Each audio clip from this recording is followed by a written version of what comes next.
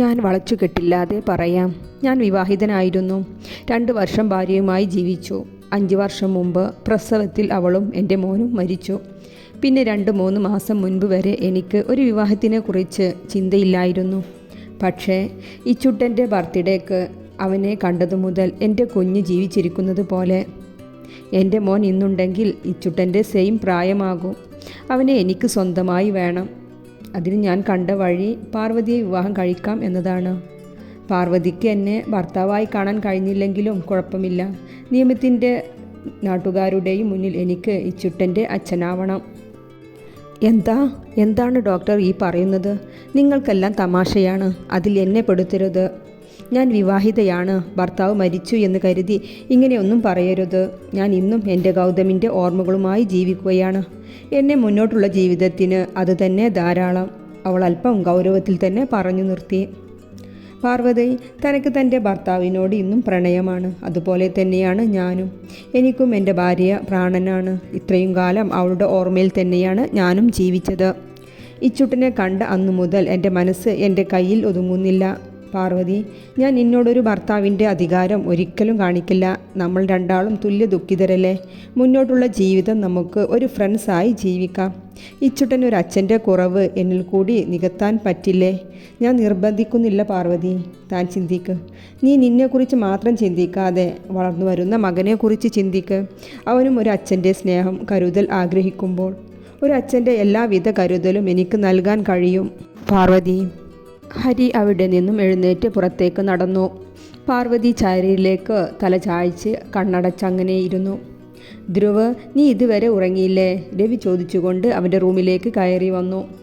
ഇല്ല അച്ഛാ, കുറച്ച് അർജൻറ്റ് വർക്കുണ്ടായിരുന്നു. മോനെ, എറണാകുളത്തുനിന്ന് കൊണ്ടുവന്ന നിൻ്റെ കാർട്ടൂൺ ബോക്സിൽ എൻ്റെ ലോ ബുക്ക് ഉണ്ടായിരുന്നു. ഞാൻ നോക്കിയിട്ട് കാണുന്നില്ല. അച്ഛാ, പഴയ ബോക്സ് ഞാൻ പിന്നെ തുറന്നു നോക്കിയിട്ടില്ല. ഞാനൊന്ന് നോക്കട്ടെ. രവി പുറത്തേക്ക് നടന്നു. ധ്രുവ് ലാപ്ടോപ്പ് ഓഫ് ചെയ്ത് കാർട്ടൂൺ ബോക്സ് തുറന്നു നോക്കി. അതിലുള്ള ബുക്ക് എല്ലാം പുറത്തേക്ക് വെച്ച് ഓരോന്നും നോക്കിക്കൊണ്ടിരിക്കുമ്പോഴാണ് അതിലുള്ള ഒരു ബുക്കിൽ നിന്നും വർഷങ്ങൾക്ക് മുമ്പ് ഹോട്ടലിൽ നിന്ന് നിലത്തു വീണ് കിട്ടിയ കാർത്തുവിൻ്റെ സ്കൂൾ ID കാർഡ് അവൻ്റെ കണ്ണിൽപ്പെട്ടത്. അവൻ അതിലേക്ക് സൂക്ഷിച്ചു നോക്കി. അവൻ്റെ ഓർമ്മകൾ, ആ പഴയ ഹോട്ടലിലെ ചിത്രങ്ങൾ തെളിഞ്ഞു വന്നു. അവൻ അസ്വസ്ഥതയോടെ ബെഡിലേക്ക് ഇരുന്നു പോയി. ധ്രുവ് ആ രാത്രി തന്നെ കാറുമെടുത്ത് ഹോസ്പിറ്റലിലേക്ക് പോയി. അവൻ കാർത്തുവിൻ്റെ ബയോഡാറ്റ നോക്കുകയാണ്. അവളുടെ സ്കൂൾ ID ടാഗിലുള്ള സെയിം അഡ്രസ്സ് ബയോഡാറ്റയിൽ കണ്ടതും അവൻ ധരിച്ചുപോയി. ഇരു കൈകളും തലയിൽ താങ്ങി അങ്ങനെ ഇരുന്നു. പെട്ടെന്ന് എന്തോ ഓർത്തതുപോലെ അവൻ അവളുടെ ഫയൽ മുഴുവൻ തിരഞ്ഞു. അവളുടെ ഫോൺ നമ്പറിൻ്റെ കൂടെ വല്യമ്മയുടെ നമ്പർ അവൻക്ക് കിട്ടി. പിന്നെ ഒന്നും ചിന്തിച്ചില്ല. അപ്പോൾ തന്നെ അവർക്ക് ഫോൺ ചെയ്തു. 3-4 റിങ്ങിൽ തന്നെ അവർ ഫോൺ എടുത്തു. ഹലോ, ആരാണ്? ഞാൻ ജിതിൻ, കാർത്തികയുടെ ഫ്രണ്ടാണ്. കാർത്തികയുടെ വല്യമ്മയുണ്ടോ? ആ, ഞാൻ അവളുടെ വല്യമ്മയാണ്. എന്തേ വിളിച്ചേ? അത് ആൻറ്റി, ഞാനും കാർത്തികയും മെഡിക്കൽ ഒന്നിച്ച് പഠിച്ചതാണ്. ഞാൻ MBBS കഴിഞ്ഞ് ഹയർ സ്റ്റഡി പുറത്താണ് പഠിച്ചത്. അതുകൊണ്ട് തന്നെ ഫ്രണ്ട്സിൻ്റെ എല്ലാം നമ്പർ മിസ്സായി. നിങ്ങളുടെ നമ്പർ ഒരു ഫ്രണ്ട് മുഖേന കിട്ടിയതാണ്. മോനെ, കാർത്തു കുറച്ച് ദിവസമേ ഇവിടെ നിന്നിട്ടുള്ളൂ. പിന്നെ അവളുടെ പ്രൊഫസർ മുഖേന ഒരു ഹോസ്പിറ്റൽ ജോലി കിട്ടി. ഇപ്പോൾ മോൾ അവിടെയാണ്. മോൻക്ക് അവളുമായി വർഷങ്ങൾ പരിചയമുള്ളതല്ലേ? അവളുടെ കാര്യങ്ങളെല്ലാം മോനോട് പറഞ്ഞിരുന്നോ? ആ ആൻറ്റി പറഞ്ഞിരുന്നു, വീട്ടിലെ അവസ്ഥയെപ്പറ്റി. അവൻ പെട്ടെന്ന് പറഞ്ഞു. ആ മോനെ, ചെറുപ്പത്തിലെ അമ്മ മരിച്ചു. ഹൗസ് സർജൻ ചെയ്തുകൊണ്ടിരിക്കുമ്പോഴാണ് അച്ഛനും. പിന്നെ എൻ്റെ മോളുടെ അവസ്ഥ കഷ്ടത്തിലായിരുന്നു. ഏട്ടനും ഭാര്യയ്ക്കും അവൾ ഭാരമായി തോന്നി തുടങ്ങി. ഒരു ദിവസം പുലർച്ചെ എൻ്റെ മോള് തൃശ്ശൂരിൽ നിന്നും ഇത്രയും ദൂരം തനിയെ വന്നു. ചോദിച്ചപ്പോഴാണ് എൻ്റെ കുട്ടി പറയുന്നത്, അവളുടെ ഏട്ടൻ്റെ ഭാര്യ ബന്ധു ഒരു ചെക്കൻ അവളുടെ മുറിയിൽ കയറി അവളെ ഉപദ്രവിക്കാൻ ശ്രമിച്ചെന്ന്. അവൾ കരഞ്ഞു വിളിച്ചപ്പോൾ വന്ന കാർത്തിയോട് അവൻ്റെ ഭാര്യ കുറ്റം മുഴുവൻ എൻ്റെ കുഞ്ഞിൻ്റെ മേലെ ചാർത്തി. ഭാര്യയുടെ വാക്കും കേട്ട് ആ പാതിരാത്രി എൻ്റെ കുഞ്ഞിനെ നടു റോട്ടിലേക്ക് ഇറക്കി വിട്ടു. മോനെ, അവൾ പറഞ്ഞുകൊണ്ട് കരയുകയാണ്.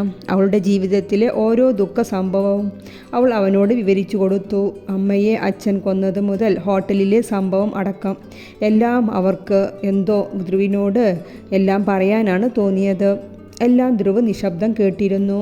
മോനെ, എനിക്കറിയില്ല മോനെ, എന്തിനാ ഞാൻ ഇതെല്ലാം മോനോട് പറഞ്ഞു എന്ന്. എൻ്റെ കാർത്തുമോള് ഒരു പാവമാണ്. 16-ാം വയസ്സ് മുതൽ എൻ്റെ കുട്ടി അനാഥയാണ് മോനെ. ഇപ്പോഴാണ് എൻ്റെ മോള് ഒന്ന് ചിരിച്ച് സംസാരിക്കുന്നത്. ഇപ്പോൾ നിൽക്കുന്നിടം എൻ്റെ കുഞ്ഞിന് സ്വർഗമാണ്. ആൻറ്റി, എന്നാൽ ശരി, അവളുടെ നമ്പർ ഒന്ന് തരൂ. വല്യമ്മ കാർത്തുവിൻ്റെ നമ്പർ പറഞ്ഞു കൊടുത്തു. തിരിച്ചു വീട്ടിലേക്ക് വന്ന ധ്രുവ് അവളെ കണ്ടതു മുതലുള്ള ഓരോ നിമിഷവും ചിന്തിച്ചിരുന്നു. പാറു കാർത്തുവിൻ്റെ വല്യമ്മയുടെ നമ്പറിനു വേണ്ടി കാർത്തുവിനെ ഫോൺ ചെയ്യുകയാണ്. അടുത്ത ദിവസം തന്നെ അവളെ പെണ്ണ് ചോദിക്കാൻ വല്യമ്മയുടെ അടുത്തേക്ക് പോകാൻ വേണ്ടി. ഹലോ കാർത്തു. ഹായ് ചേച്ചി, എന്തേ ഇന്ന് ഹോസ്പിറ്റലിൽ കണ്ടില്ലല്ലോ? ഇന്ന് ഇച്ചുട്ടന് ഒരു പനി, അവൻ്റെ കൂടെ ഇരുന്നു. പാറുവുമായി സംസാരിച്ചിരിക്കുമ്പോഴാണ് കാർത്തിക് റിസപ്ഷനിൽ വന്ന് കാർത്തികയെ അന്വേഷിക്കുന്നത്. കാർത്തു അത് കാണുകയും ചെയ്തു. പിന്നെ കാർത്തുവിൻ്റെ ശ്രദ്ധ മുഴുവൻ അതിലേക്ക് ആയിരുന്നു. അവളുടെ കയ്യിൽ നിന്നും ഫോൺ താഴേക്ക് ഊർന്നു വീണു. അവൾ വേഗം അവിടെ നിന്നും മാറി നിന്നു. പിന്നെ അവൾ കാണുന്നത് ധ്രുവുമായി സംസാരിക്കുന്ന കാർത്തികിനെയാണ്. അവൾ ആകെ വിയർത്തു. ചുറ്റും നോക്കി. എന്തു ചെയ്യണമെന്നറിയാതെ അവൾ ഹോസ്പിറ്റൽ വരാന്തയിലൂടെ നടന്നു. ഡോക്ടർ കോട്ട് ഒരു സൈഡിലേക്ക് എറിഞ്ഞു. അവൾ എങ്ങോട്ട് പോകണം എന്നറിയാതെ നടന്നു. ഒരു വിഭ്രാന്തിയെ പോലെ അവൾ അങ്ങനെ പുറത്തേക്ക് നടന്നു. ഈ സമയം ധ്രുവ് കാർത്തികുമായി അവൻ്റെ ക്യാബിനിൽ കയറി. എനിക്കറിയാം, എനിക്ക് അവളെ കാണാൻ അർഹതയില്ലെന്ന്, അവളും എന്നെ കാണാൻ ഇഷ്ടപ്പെടുന്നില്ല എന്ന്. എൻ്റെ മോൾ ആ രാത്രി വീട്ടിൽ നിന്ന് പോയ ശേഷം ഞാൻ പിന്നെ സമാധാനത്തിൽ ജീവിച്ചിട്ടില്ല. ബിസിനസ്സിൽ ശ്രദ്ധയില്ല. നന്നായി എന്ന് ഉറങ്ങാൻ പോലും എനിക്ക് സാധിച്ചിട്ടില്ല. ധ്രുവ് ഒന്നും മിണ്ടാതെ അവൻ പറയുന്നത് കേട്ടിരുന്നു. ഡോക്ടർ, അവളെ എനിക്കൊന്ന് കാണാൻ സാധിച്ചാൽ. എനിക്കറിയാം ഞാൻ അവളെ ഒരുപാട് വേദനിപ്പിച്ചു എന്ന്. അമ്മയില്ലാത്ത, അച്ഛനില്ലാത്ത, ഒറ്റപ്പെട്ടു പോയ എൻ്റെ മോളെ ഞാൻ കൂടുതൽ ശ്രദ്ധിക്കണമായിരുന്നു, കരുതൽ കൊടുക്കണമായിരുന്നു. എല്ലാം എൻ്റെ തെറ്റാണ്. എനിക്കൊരു പ്രാവശ്യം അവളെ കാണാനൊന്ന് അവസരം ഒരുക്കിത്തരണം പ്ലീസ്. അവൻ കൈകൂപ്പിക്കൊണ്ട് പൊട്ടിക്കരഞ്ഞു. എനിക്ക് അവളോട് മാപ്പ് പറയണം ഡോക്ടർ. ചെയ്തു പോയ തെറ്റിനെല്ലാം എനിക്ക് മാപ്പ് പറയണം. അവൻ പറഞ്ഞുകൊണ്ടിരിക്കുകയാണ്. ഈ സമയം ഒരു നേഴ്സ് ഡോറിൽ മുട്ടി അകത്തേക്ക് വന്നു. ധ്രുവ് അവരെ ഒന്ന് നോക്കി. ഡോക്ടർ കാർത്തികയോട് ഒന്ന് വരാൻ പറയൂ, അവൻ നേഴ്സിനോടായി പറഞ്ഞു. ഡോക്ടർ, കാർത്തിക ഡോക്ടർ ഹോസ്പിറ്റലിൽ ഇല്ല. ഇല്ലേ? ധ്രുവ ഞെട്ടലോടെ ചോദിച്ചോ. അവൻ അവിടെ നിന്നും എഴുന്നേറ്റു. മിസ്റ്റർ കാർത്തിക് ഇവിടെ ഇരിക്കൂ, ഞാൻ വിളിച്ചു വരാം. ധ്രുവ് പുറത്തേക്കിറങ്ങി. ഡോക്ടർ. നേഴ്സ് കയ്യിലുള്ള കാർത്തുവിൻ്റെ ഫോണ് അവനു നൽകി. കാർത്തിക ഡോക്ടർ പാർവതി ഡോക്ടറുമായി സംസാരിക്കുകയായിരുന്നു. പെട്ടെന്ന് ഫോൺ കട്ട് ചെയ്യുക പോലും ചെയ്യാതെ ടേബിളിലിട്ട് പുറത്തേക്ക് പോകുന്നത് കണ്ടു. ധ്രുവ് അവളുടെ ഫോണിലേക്ക് ഒന്ന് നോക്കി. പിന്നെ വേഗത്തിൽ പുറത്തേക്ക് ഇറങ്ങി കാറെടുത്തു സ്പീഡിൽ വിട്ടു. ഇടയിൽ പാറുവിനെ ഫോൺ ചെയ്തു. ഏട്ടത്തി, കാർത്തുവിനെ വിളിച്ചിരുന്നോ? അതേ ധ്രുവ്. പക്ഷേ അവൾ ഒന്നും പറയാതെ ഫോൺ വെച്ചു. ഏട്ടത്തി പ്രത്യേകിച്ച് എന്തെങ്കിലും പറഞ്ഞിരുന്നോ? ഇല്ല, മോൻ പനിയാണെന്ന് പറഞ്ഞേ ഉള്ളൂ. അപ്പോഴേക്കും പിന്നെ കാർത്തുവിൻ്റെ ശബ്ദമൊന്നും കേട്ടില്ല. എന്തേ ധ്രുവ്? ഏയ് ഒന്നുമില്ല ഏട്ടത്തി. എന്നാൽ ഓക്കെ, ഞാൻ വിളിക്കാം. അവൻ പല വഴിയിലും കറങ്ങി ഒടുവിലെത്തിയത് അവർ കാണാൻ ഉദ്ദേശിച്ചിരുന്ന വാട്ടർഫോളിൻ്റെ അടുത്താണ്. അവൻ കാർ സൈഡിൽ നിർത്തി ചുറ്റും നോക്കി. കുറച്ചുകൂടെ അവൻ നടന്നു. ചുവന്ന ഷാളിൻ്റെ ഒരു മിന്നായം കണ്ടു. ആ വഴി അവൻ ഓടി. കാർത്തു പാറക്കെട്ടുകളുടെ മുകളിൽ കയറി നിന്ന് പുഴയിലേക്ക് തന്നെ നോട്ടമിട്ട് നിൽക്കുകയാണ്. നന്നായി ആഴമുള്ള അടിയൊഴുക്കുള്ള പുഴ. കാർത്തു! അവളെ കണ്ടതും ധ്രുവ് അലറി വിളിച്ചു. അവൾ അവനെ ഒന്ന് നോക്കി. പിന്നെ ഒറ്റ ചാട്ടമായിരുന്നു. അവളുടെ ഷോൾ പാറി ഒരു മരച്ചില്ലയിൽ തൂങ്ങിയാടി. ധ്രുവ് അന്താളിപ്പോടെ അവളുടെ അടുത്തേക്ക് ഓടി. ദൂരെ നിന്ന് കണ്ട തോണിക്കാർ എടുത്തു ചാടി. ധ്രുവ് ചാടാനായി നിന്നതും ഓടിക്കൂടിയ ആളുകൾ അവനെ തടഞ്ഞു നിർത്തി. ധ്രുവ് ICUവിൻ്റെ മുന്നിൽ ഇരു കൈകളും തലയിൽ താങ്ങിയിരിക്കുകയാണ്. അടുത്തായി പാറുവും രവിയും ഉണ്ട്. കാർത്തിക് അപ്പുറം ഇരിക്കുന്നുണ്ട്. ഡോക്ടർ സൂരജ് ICUവിൽ നിന്നും പുറത്തേക്ക് വന്നു. ധ്രുവ് പെട്ടെന്ന് എഴുന്നേറ്റ് സൂരജിൻ്റെ അടുത്തേക്ക് വന്നു. താൻ പോയി കാണാൻ ബോധം വന്നിട്ടില്ല. എങ്കിലും വീണ ഉടനെ തോണിക്കാർക്ക് കിട്ടിയതുകൊണ്ട് വലിയ അപകടം ഒഴിവായി. ധ്രുവ് ICUവിൻ്റെ ഉള്ളിലേക്ക് കയറി. ഓക്സിജൻ മാസ്കും ധരിച്ച് കിടക്കുന്ന തൻ്റെ പെണ്ണിനെ കണ്ട അവൻ്റെ ഉള്ളം പൊട്ടിപ്പോയി. അവൻ അവളുടെ കൈ മെല്ലെ തലോടി. അവളുടെ നെറ്റിയിൽ ആദ്യ ചുംബനം നൽകി. ധ്രുവ് ക്യാമ്പിൽ ഇരിക്കുകയാണ്. തൻ്റെ പെണ്ണ് ഒന്ന് കണ്ണ് തുറന്ന് കാണാൻ അവൻ എല്ലാ ദൈവത്തിനോടും ഉള്ളുരുകി പ്രാർത്ഥിക്കുകയാണ്. കാർത്തിക് ധ്രുവിൻ്റെ ക്യാബിനിലേക്ക് വന്നു. എന്താ കാർത്തി ഇത് ചെയ്യാൻ കാരണം? കാർത്തി കസാരയിലേക്ക് ഇരുന്നു കൊണ്ട് ചോദിച്ചു. ധ്രുവ് അവനെ ഒന്ന് നോക്കി. നിങ്ങളെ കണ്ടപ്പോൾ അവൾ ഭയന്നു കാണും. അവളുടെ ജീവിതത്തിൽ അവൾ ആരും അറിയാൻ ആഗ്രഹിക്കാത്ത കാര്യങ്ങൾ പരസ്യമാകുമെന്ന് അവൾ ഭയന്നിട്ടുണ്ടാകും. അവളുടെ അഭിമാനത്തിന് ക്ഷതം വരുമെന്ന് ചിന്തിച്ചു കാണും. അതിൽ നിന്നും രക്ഷപ്പെടാൻ അവൾ അവസാനം കണ്ട മാർഗമാകും ഈ ആത്മഹത്യാശ്രമം. നിങ്ങൾ കാരണം, നിങ്ങളുടെ നീചപ്രവൃത്തി കാരണം പാവം എൻ്റെ കാർത്തു. അവളുടെ ജീവിതത്തിലെ എല്ലാ സന്തോഷവും ഇല്ലാതായി.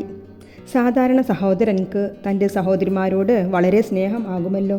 നിങ്ങളെന്താ ഇങ്ങനെ ആയത്? കാർത്തിക് തലയും താഴ്ത്തി കേട്ടിരുന്നു. ഞാൻ കാരണമാണ് അവളുടെ ജീവിതത്തിൽ എല്ലാ ദുഃഖവും ഉണ്ടായത്. അവളെ അന്വേഷിച്ച് വന്നത് വീണ്ടും അവൾക്ക് ഞാൻ ദുഃഖം നൽകി. ഈശ്വരൻ എന്നോട് ഒരിക്കലും ക്ഷമിക്കില്ല. അവൻ പറഞ്ഞുകൊണ്ടിരിക്കുകയാണ്. ഞാൻ ഇന്നലെ നിങ്ങളുടെ വല്യമ്മയ്ക്ക് വിളിച്ചിരുന്നു. അവർ എന്നോട് എല്ലാം പറഞ്ഞു. ഈ ചെറുപ്രായത്തിൽ അവൾ അനുഭവിച്ച ഓരോ പ്രയാസങ്ങളും, അതും ഒറ്റയ്ക്ക്. ധ്രുവ് കണ്ണുകൾ അമർത്തി തുടച്ചു. എനിക്ക് കാർത്തൂനെ ഇഷ്ടമാണ്. അവൾ ഇവിടെ വന്ന അന്ന് മുതൽ അവളെ ഞാൻ ഇഷ്ടപ്പെട്ടു തുടങ്ങിയിരുന്നു. അവളില്ലാതെ ജീവിക്കാൻ പറ്റാത്ത അവസ്ഥയിലാണ് ഇന്ന് ഞാൻ. എൻ്റെ ഫാമിലിക്കും അവളെ ഇഷ്ടമാണ്. അവളെ തട്ടിക്കളിക്കാൻ ഞാൻ ഇനി ആർക്കും വിട്ടുതരില്ല. ഈ ഹോസ്പിറ്റലിൽ നിന്ന് അവൾ ഡിസ്ചാർജായ അടുത്ത മുഹൂർത്തത്തിൽ തന്നെ അവളെ ഞാൻ വിവാഹം കഴിക്കും. എൻ്റെ ഭാര്യ ആയിട്ടേ അവൾ ഇനി നിങ്ങളുടെ വീട്ടിലേക്ക് കയറൂ. ധ്രുവ് കാർത്തികിൻ്റെ മുഖത്തേക്ക് തന്നെ നോക്കി പറഞ്ഞു. സഹോദരൻ്റെ സ്ഥാനത്ത് നിന്ന് നിങ്ങൾക്ക് അവളെ കൈപ്പിടിച്ച് തരണമെങ്കിൽ തരാം, അത്രമാത്രം. ധ്രുവ് അതും പറഞ്ഞ് അവിടെ നിന്ന് പുറത്തേക്ക് നടന്നു.